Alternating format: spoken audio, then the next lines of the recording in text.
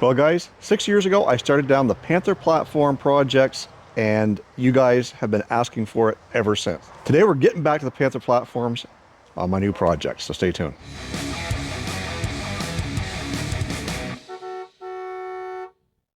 And if this is your first time tuning into Olde Carr Guy and you don't know, yeah, this thing's manual swapped. And in case you don't believe me, there's the wiggle stick, there's the clutch pedal. And if we had smell-o-vision, you guys would be smelling a very, very strong odor of gasoline. And that's one of the things that we've got to do to this thing before we can even drive it. Pop the hood, let's take a look.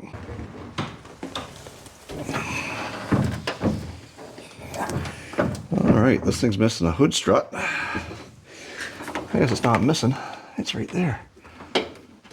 It's gotta go back. There. You guys are in the way.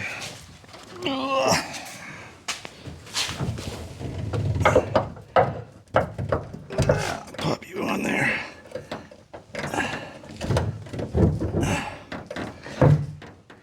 Stay.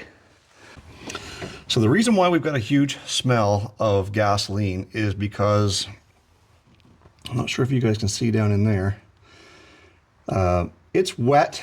We've got some leaky injectors, and it's quite possible the injector O-rings are bad simply because Junior did recently replace the intake manifold. Surprise. On this Crown Victoria, they were common. And taking that in and out can cause a tear in those fuel injector O-rings. So that's what we're going to be doing, is pulling those out, replacing all the O-rings, and making sure that this thing can be drivable for us, because it's going to be my winter beater. So it's actually quite simple. We're going to get this intake off here because we've got to get that out of the way in order to be able to lift the fuel rail up. So once we take the 4 bolts off there, get that snorkel out of there, as well as a few electrical plug-ins and some vacuum lines, we'll be able to pop that out of the way.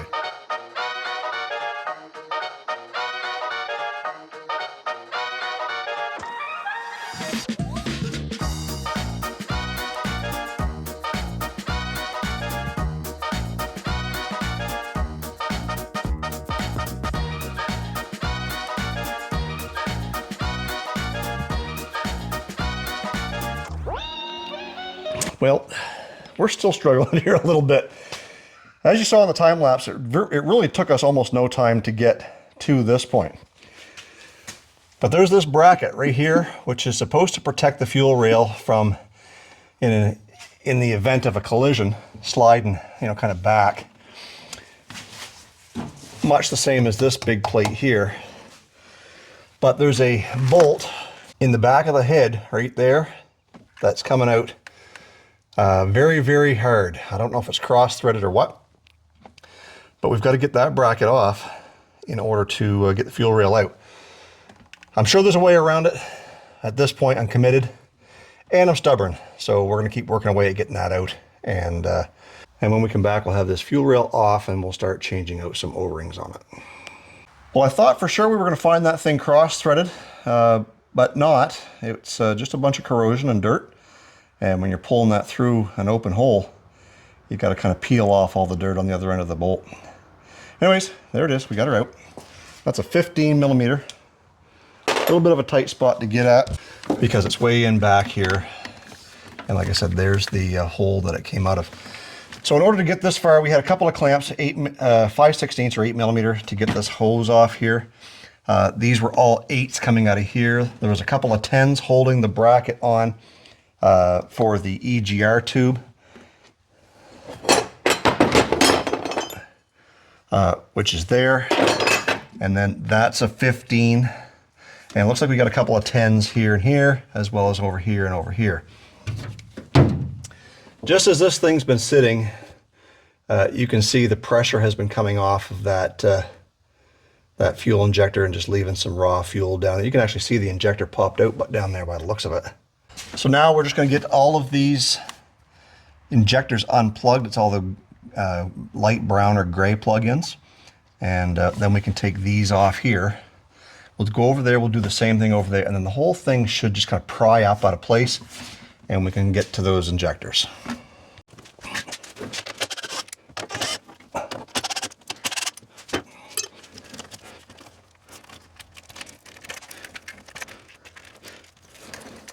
Now, because that one was leaking, I'm thinking the pressure should be off of them. By now, we're about to find out. Oh, it just popped out of there pretty good. Yeah, and those are pretty dusty and dirty and in pretty rough shape. But we're going to be replacing both the top and bottom one. So let's get that side off.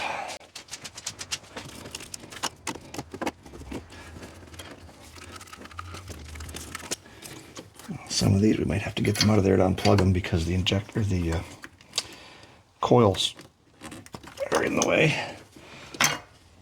Oh yeah.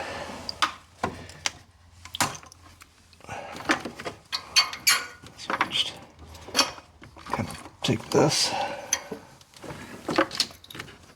and pull that out like so. And we're losing fuel.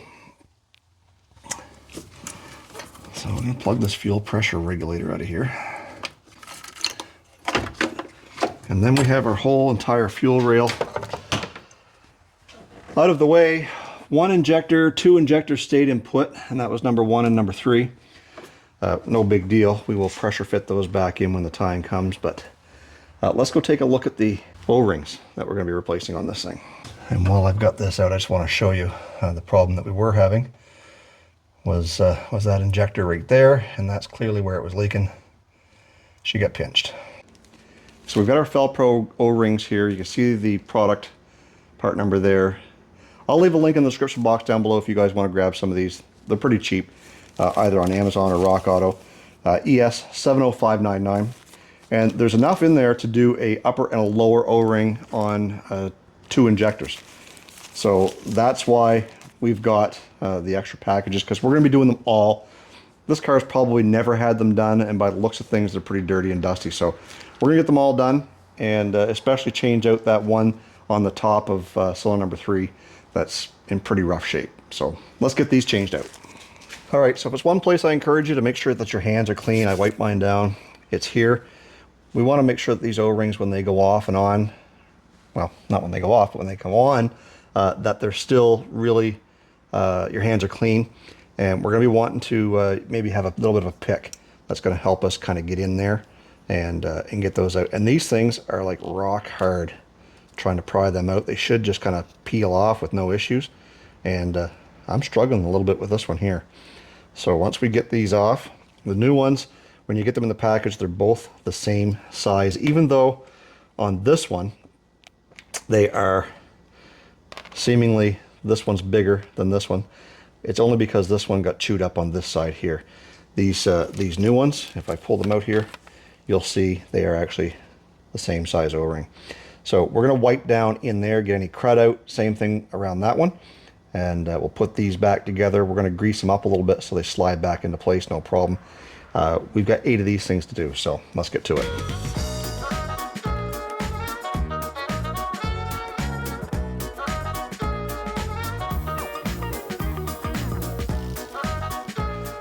So now that we've got all the O-rings changed out and back into the fuel rail, one thing we got to do is clean up the holes where they go into.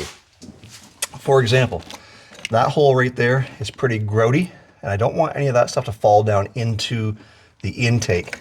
So what I'm going to do first is I'm going to grab the vacuum cleaner and I'm going to suck up all the dirt that I can, the loose debris.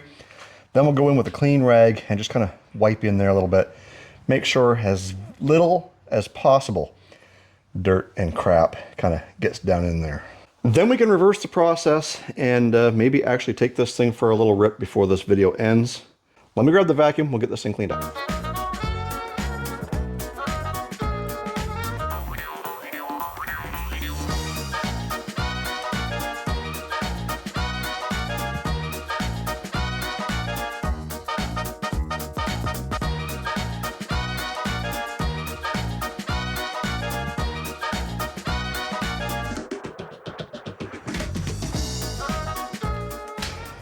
Okay, I think we got everything all buttoned up. Keep in mind that if you haven't replaced your intake manifold on one of these cars recently, keep an eye on the gasket that goes between your intake plenum and the intake itself. I know that this one's been done and the O-ring still looked good. Don't forget to plug in your throttle body on both sides. One's your throttle position sensor, one's the actual throttle body. all your injectors. You've got a PCV line for the driver's side over here. You've got your PCV for the passenger side. You got a couple of vents. One is for your EGR. You've got your something or other here. You got something or other here for a purge valve. I guess this is the purge valve going into here, and this is something else. I don't know what it is. Anyways, all your plug-ins. Make sure you get everything all plugged in. And now what we're going to do is we're going to go cycle the key and make sure we don't have any fuel leaks. So we're going to purge that fuel tank a couple of times.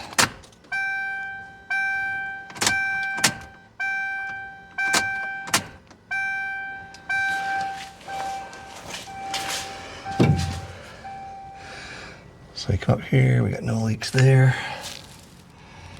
And none back there. Over this side, none on the front. Number 2, number 3, number 4, everything's dry. So now we can start it up, and we're gonna let it run for a minute or two, and again, just make sure there's no leaks. And make sure that we've actually plugged everything in. Neutral.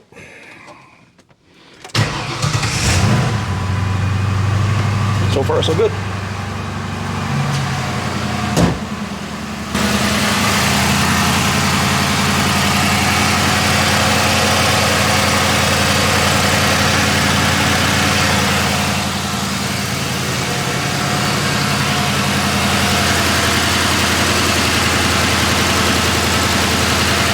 And there we have it.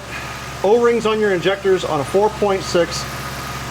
This is going to be the same for pretty well any 4.6, whether it's a 2-valve, 3-valve, or 4-valve.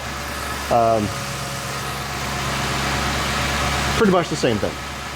So we're going to see if we can get the side skirt that covers up the rocker molding attached up in there somehow, so it's not going to flop around. Then we can take it for a drive and feel confident that this thing is going to work good, you know, all winter long. We are going to have to get some winter tires on it, on the proper rims. And at some point, I'm thinking that I may want to do a lift on this thing like I did with Blackjack. You guys don't know who or what Blackjack is. I'm going to leave a link right up here somewhere. And you guys can see how I did that. I may or may not record that. That was a pretty good video. It did very well for me. I think it's well over 100,000 views now.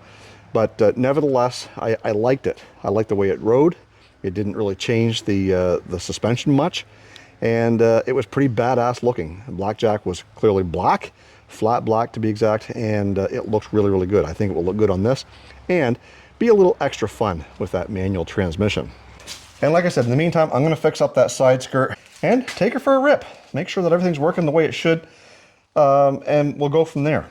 Now it's time to take this thing for a drive, and one thing I did notice is this seat is so far back that I can't engage the clutch the whole way. Another thing we got to do is move that brake and clutch pedal further apart. That's like right on top of each other.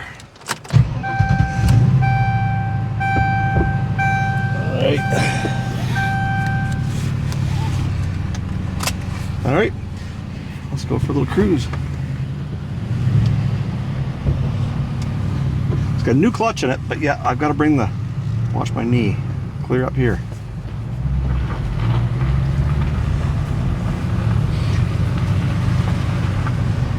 And you will probably feel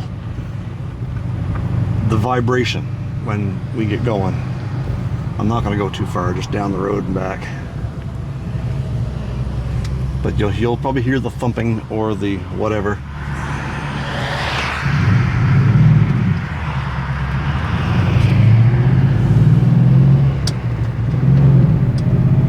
Feel that? You can't feel nothing. You hear that?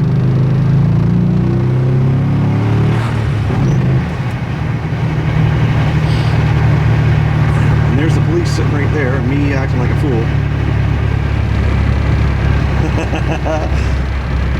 He ain't paying no attention.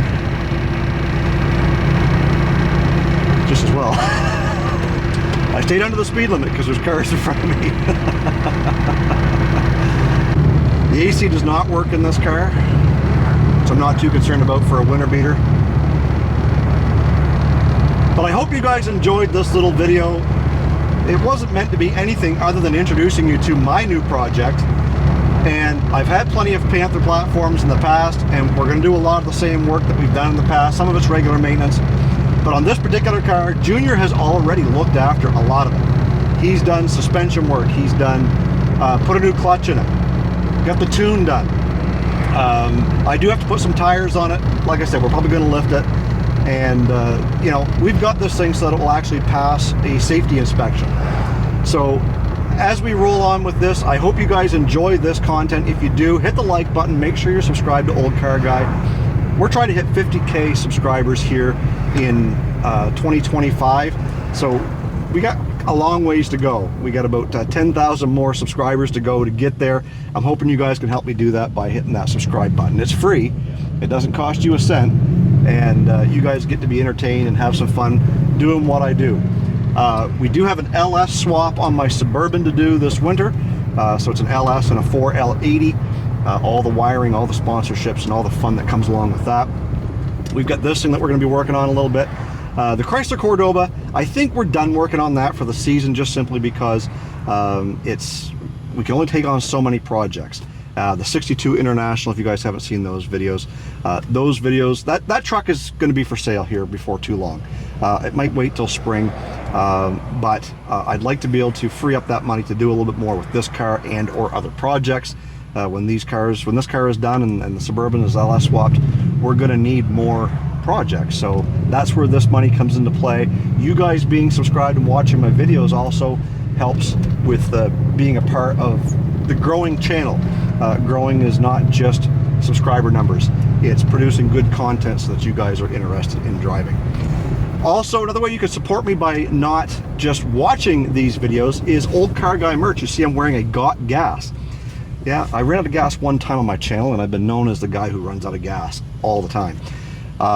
So I've got this Got Gas. I've got plenty of other t-shirts that represent my channel, hats, hoodies like you saw me wearing earlier. So if you guys want to help support the channel with some merch, please head on over to my merchandise store, which is the first link always in every video. Stay focused on the windshield, not the rear view mirror. I love you guys. God bless. Let's do it again in the next video. You know what? I just realized I forgot to put that license plate on. Screaming by that cop. Didn't even notice.